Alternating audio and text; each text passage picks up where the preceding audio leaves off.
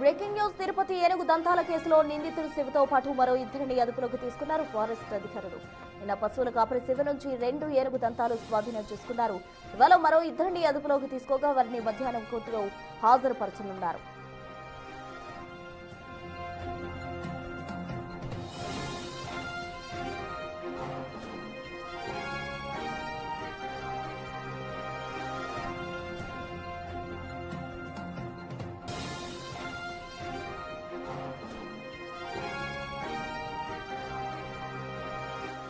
తిరుపతి ఏనుగు దంతాల కేసులో నిందితుడు శివతో పాటు మరో ఇద్దరిని ఫారెస్ట్ అధికారులు అదుపులోకి తీసుకున్నారు. నిన్న పశువుల కాపరి శివ నుంచి 2 ఏనుగు దంతాలు స్వాధీనం చేసుకున్నారు. ఇవాళ మరో ఇద్దరిని అదుపులోకి తీసుకోగా వారిని మధ్యాహ్నం కోర్టులో హాజరుపరచబోతున్నారు పోలీసులు.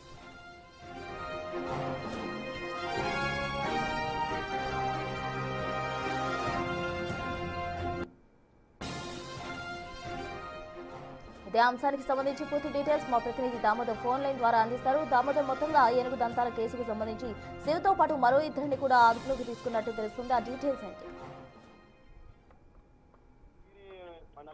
రామాపురం, చిన్న రామాపురం గ్రామానికి చెందిన శివ అనే పశువుల కాపరిని నిన్న ఏదైతే ఏనుగులు దంతాలు అతని వద్ద ఉన్నాయని తెలుసుకున్న అటవీ శాఖ అధికారులు నిన్న అదుపులోకి తీసుకున్నారు. ఆ తర్వాత అతన్ని నేరుగా బాక్రాపేటలోని ఫారెస్ట్ కార్యాలయానికి తరలించారు. అక్కడ అతన్ని విచారించిన తర్వాత ఆసక్తికరమైన విషయాలు బయటపడ్డాయి. ఏదైతే కడప జిల్లాకు సంబంధించి ప్రస్తుతం అన్నమయ్య జిల్లా సుండుపల్లికి సంబంధించిన 2 వ్యక్తులు తనకు ఏనుగు దంతాలు 3 సంవత్సరాల క్రితం ఇచ్చారు. ఏనుగు దంతాలు ఇంట్లో ఉంటే అదృశ్యమని నమ్మి తాను పెట్టుకున్నానంటూ చెప్పినట్లు సమాచారం.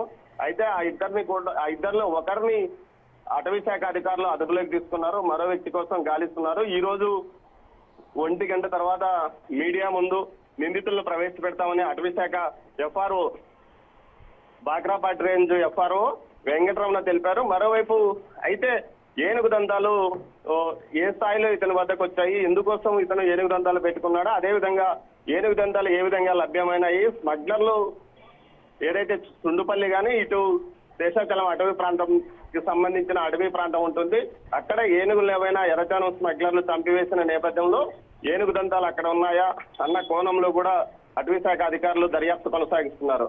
అయితే ఏనుగు దంతాలు ఈ విధంగా దొరకడం మాత్రం పెద్ద సంచలనంగా మారింది. గతంలో పలంనేరు ప్రాంతంలో కర్ణాటకకు సంబంధించి ఏనుగులను చంపివేసి పలంనేరు ప్రాంతానికి సంబంధించిన వారు ఏనుగు దంతాలు తెచ్చుకున్నారన్న కేసులో ఇప్పటికే 3 అరెస్ట్ అయ్యారు. వీరిలో అన్నమయ్య జిల్లాకు సంబంధించిన వారు కూడా ఒకరు ఉన్నారు. ఈ నేపథ్యంలో ఒక ముఠా ఏదైనా ఏనుగుల దంతాల స్మగ్లింగ్ పాల్పడుతుందా అన్న కోణంలో కూడా దర్యాప్తు జరుగుతుంది. గతంలో 20 ఏనుగులు మాత్రమే ఈ ప్రాంతంలో ఉండేవి.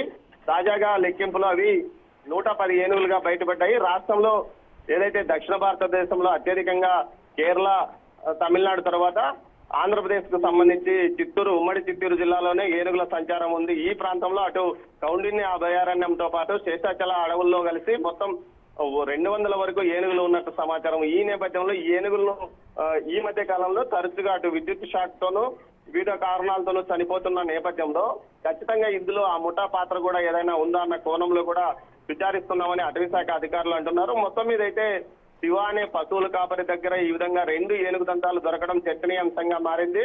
మరోవైపు ఈ కేసుకు సంబంధించి పూర్తి సమాచారము మధ్యాహ్నం 1 గంట తర్వాత మీడియాకు తెలియజెప్తామంటూ అధికారులు చెప్తున్నారు. ఉదయం 11 గంటలకు ప్రెస్ మీట్ పెడతామని చెప్పినప్పటికీ ఆ తర్వాత మరికొంత సమగ్ర సమాచారం కోసం మీడియా సమావేశాలని 1 గంట వరకు వాయిదా వేస్తామని అంటున్నారు ప్రస్తుతం.